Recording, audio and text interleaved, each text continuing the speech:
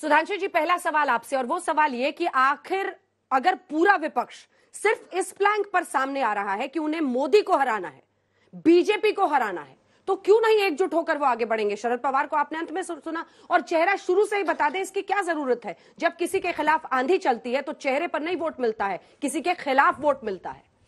वो एकजुट होकर आगे बढ़ेंगे या आपस में भिड़ेंगे, ये तो आने वाले समय में दिखाई पड़ेगा। क्योंकि एक तरफ हैं जांचे परखे खरे, तपे तपाए देखे और आजमाए हुए मोदी जी, और दूसरी तरफ कौन है? वो एक लाफ्टर शो में एक डायलॉग होता था ना, पहचान कौन, तो दूसरी तरफ है पहचान कौन। अब समस्या क्या है विपक्ष की कि हम तो सरकार बनाने की कवायद में हैं और ये सब हैसियत बनाने की कवायद में है। क्योंकि इनको पता है, जैसे कई बार क्या होता था, कोई व्यक्ति चुनाव लड़ता था, हम लोग बचपन में सुनते थे, भाई तू काहे चुनाव लड़ रहा है सांसदी का, तुम्हारे पास तो वोट नहीं। अरे कोई बात नहीं, कहने को तो हो जाएगा, भूतपूर्व प्रत्याशी लोकसभा। तो इन लोगों के लिए वो है कि भाई विपक्ष में मेरी हैसियत ज्यादा हो जाए कि मैंने भी दावेदारी की है, ये उस कारण से साथ में है। और जहां तक अभी दिखाया केसीआर जी नहीं बोले, तो मैं इसमें उनके प्रति कोई दुर्भाव नहीं रखता हूं और कोई अन्यथा भाव नहीं रखता हूं। दुर्भाव का तो प्रश्न ही नहीं। वो इसलिए नहीं बोले कि वो बोलना नहीं चाहते थे, ऐसा नहीं, वो बोल नहीं सकते थे, हैसियत नहीं थी कि बोल दें।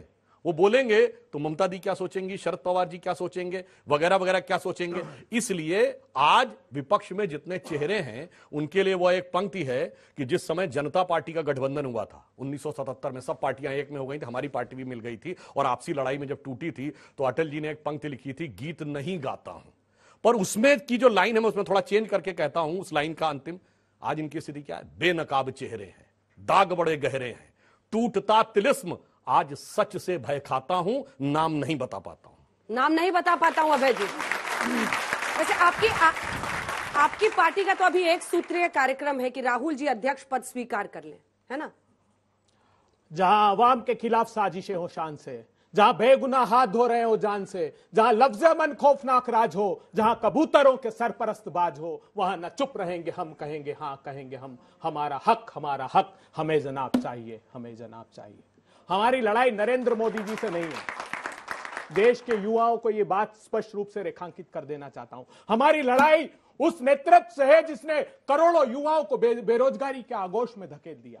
हमारी लड़ाई उस नेतृत्व से है जिसने देश की 140 करोड़ जनता को महंगाई की आग में झोंक दिया। हमारी लड़ाई उस नेतृत्व से है जिसने वादा किया था कि किसान भाइयों 5 साल में मैं तुम्हारी आमदनी 2 गुनी कर दूंगा, और उन किसानों की आमदनी 27 रुपए प्रतिदिन रह गई, और उनके धन्ना सेठ दोस्त 1002 करोड़ रुपए कमाने लगे। उस नेतृत्व से हमारी लड़ाई है। उस नेतृत्व से हमारी लड़ाई है जिसकी सत्ता की सरपरस्ती में एक एक करके 5,35,000 करोड़ रुपए लेकर लोग भाग गए। मेहुल भाई, नीरव भाई, संदेश बंधु, ऋषि अग्रवाल, हमारी लड़ाई उस नेतृत्व से। हमारी व्यक्ति केंद्रित लड़ाई नहीं है। और राहुल गांधी जी ने साफ कहा है कि वो व्यक्ति केंद्रित राजनीति में आस्था नहीं रखते, वो सामूहिक नेतृत्व की बात करते हैं। तो नेतृत्व करेगा देश का वो करोड़ों करोड़ नौजवान जिसके रोजगार के स्वप्न को कुचल कर, रोंद कर मार डाला गया, वो नेतृत्व करेगा इस सत्ता के खिलाफ। वो किसान करेगा जिसने 78,000 किसानों ने अपनी जान गंवा दी क्योंकि उसकी आजीविका का प्रश्न का समाधान नहीं हुआ।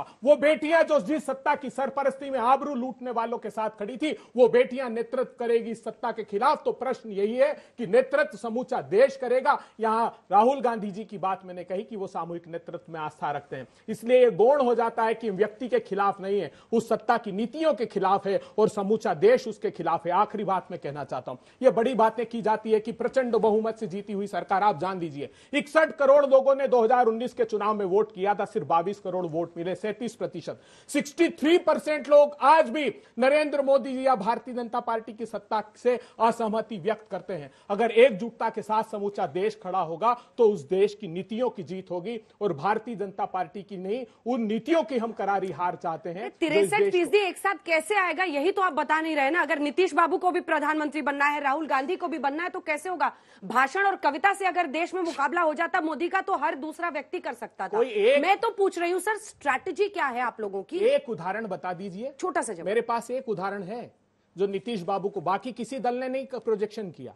एक ही आदमी ने कहा था कि नीतीश बाबू प्रधानमंत्री मटेरियल है।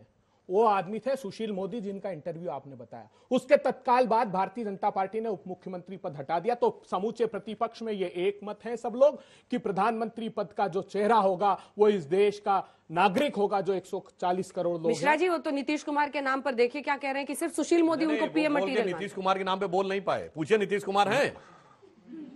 नहीं, उस दिन से नाम कट गया। देखिए नीतीश कुमार भी हैं, राहुल गांधी भी है, ममता बनर्जी भी है, जितने प्रतिपक्षी दल के नेता हैं वो सारे नेतृत्व करेंगे। तो राहुल गांधी PM का जी कितना चाहते पोस्ट हैं। बनाना राहुल पड़ेगा? गांधी, मुझे बताइए, मुझे एक बात बताइए, क्या इस देश ने खामियाजा नहीं उठाया व्यक्ति केंद्रित राजनीति का? चेहरों की राजनीति का खामियाजा हमने उठा लिया। अब चरित्र की और नीतियों की राजनीति का समय आना चाहिए। इसलिए यह गौण हो जाना चाहिए कि कौन नेतृत्व करेगा, क्या नीतियां उसकी होगी। ये मुखरता से हमको देश को सवाल पूछना पोस्टर लग गए चेहरे की पटना में। नीति के मारे हुए बैठे हैं।